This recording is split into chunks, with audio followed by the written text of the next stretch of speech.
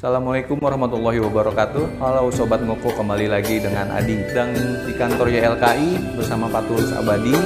Beliau ketua ya Pak? Masih ketua pengurus harian YLKI. Nah, gimana nih Pak? Kita mau ngebahas tentang pemanis yang ada di makanan dan minuman. Khususnya itu kan banyak tuh Pak permasalahan yang kita nggak tahu. Kan anak-anak muda sekarang kan tukang ngoko-ngoko di kopi, kafe gitu, pakai gula gitu. Itu kan kadar gulanya kita nggak tahu gitu Pak. Itu kan bikin itu bahan makanan yang ada di situ tuh gulanya itu karena entah itu gula jadi diabetes, pemicu awal. Nah itu gimana Pak menurut pandangan YLKI sendiri Pak? Ya memang ini sangat memprihatinkan sebenarnya fenomena minuman berbasis gula yang sangat tinggi ya, yang kita sebut dengan minuman berpemanis dalam kemasan ya, yang dijual di toko-toko ataupun di retail modern atau juga sekarang minuman berpemanis yang dijual secara warungan ya, di warung-warung yang dijadikan nongkrongan anak muda. Ya tentu tidak dilarang dengan model-model minuman seperti itu, berpemanis itu, gula, teh atau apapun, tetapi sebenarnya yang harus diwaspadai adalah persentase tingginya gula itu. Pertama, kita tidak tahu berapa kandungan gula itu, berapa sendok, berapa persen, dan juga tidak diinformasikan gitu. Makanya kemarin kan sempat ada sengketa antara konsumen dengan satu konsumen warung ya yang dianggap minumannya terlalu manis gitu. Nah ini yang saya kira agar masyarakat khususnya anak muda hati-hati, karena sekarang penyakit penyetus ya Pak, gula, penyakit degeneratif yang dulu hanya katakanlah dialami oleh orang-orang tua, sekarang sudah banyak anak-anak muda yang terkena penyakit degeneratif itu. Artinya di bawah 40 tahun. Dan ini salah satu pemicunya adalah soal gaya hidup dan juga soal minuman yang digunakan itu. Nah kira-kira itu ini yang saya kira anak-anak muda generasi milenial jangan terkecoh dengan minuman yang lezat, minuman yang manis, karena itu sebenarnya racun yang berbahaya bagi tubuh dan kesehatan.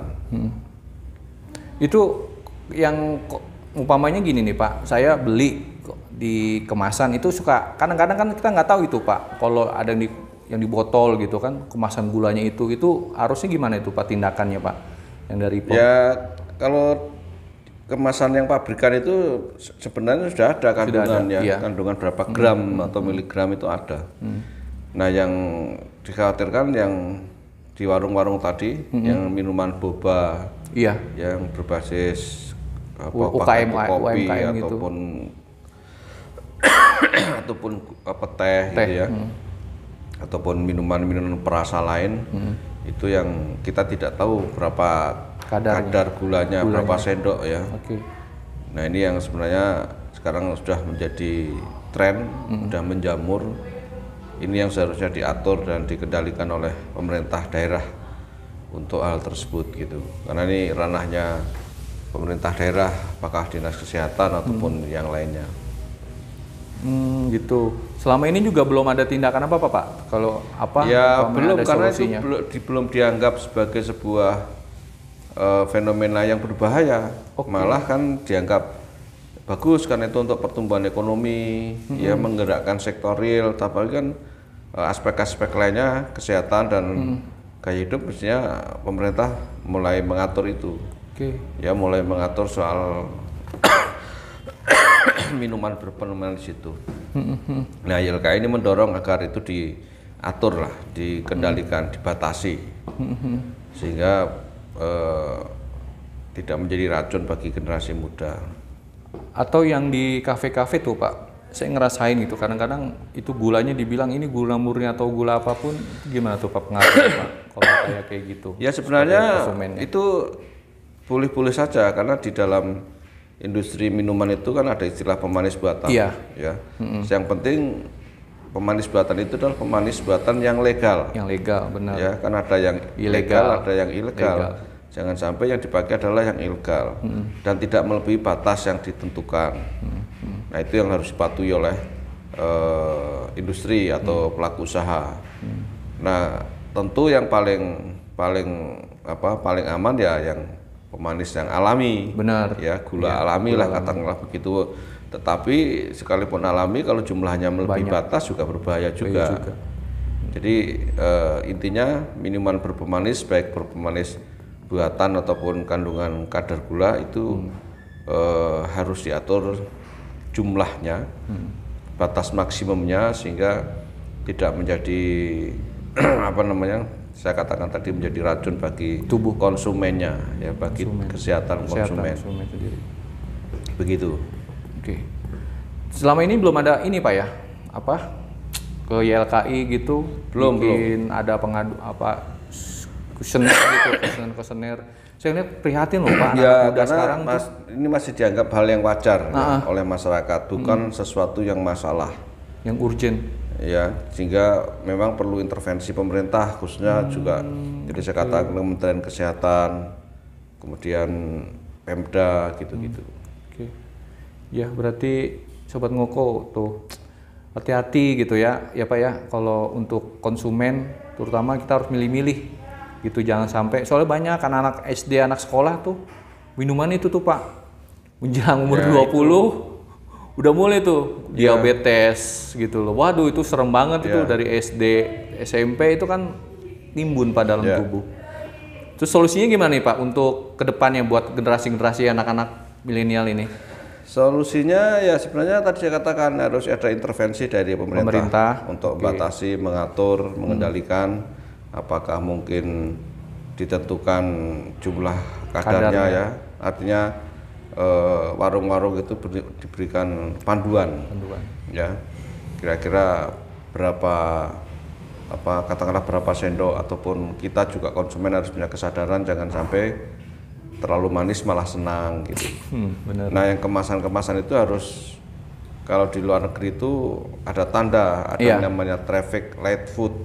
Ya jadi kalau dia terlalu tinggi kasih tanda merah, artinya berbahaya, artinya kita harus waspada kalau minum itu, khususnya untuk dia mungkin punya penyakit gula atau apa ya, atau garam yang tinggi, lemak yang tinggi, itu ada tanda-tanda logo merah.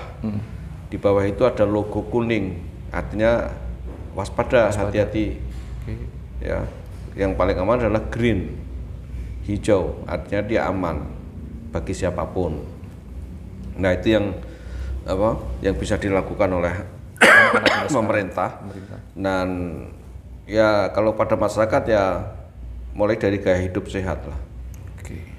Kalau kita nongkrong ya mungkin selain minum teh, minum kopi ya mungkin tidak harus dengan gula, ataupun gula tapi dengan kadar batas yang masih wajar. Nah juga harus juga banyak minum air putih. Benar. Nah itu kadang kita nggak menghiraukan itu yang kemudian ginjal kita nggak tahan dengan itu. Kira-kira gitulah. Nah ini yang kondisi-kondisi ini harus diantisipasi oleh semua pihak, baik oleh pemerintah, oleh pelaku usaha, ya, industrinya, atau juga masyarakat. Harus sinergi tiga pihak ini, tidak bisa diserahkan kepada salah satunya. Nah YLKI ini sedang mendorong untuk adanya minuman-minuman berpemanis dalam kemasan itu dikenai cukai, ya kayak rokok gitu ya, ada cukainya. Nah cukai ini beda dengan pajak. Nah kalau cukai itu dibayar oleh konsumen dan diasumsikan untuk upaya pembatasan ataupun pengendalian, sehingga masyarakat bisa mengurangi dan membatasi konsumsi dari barang yang kena cukai itu.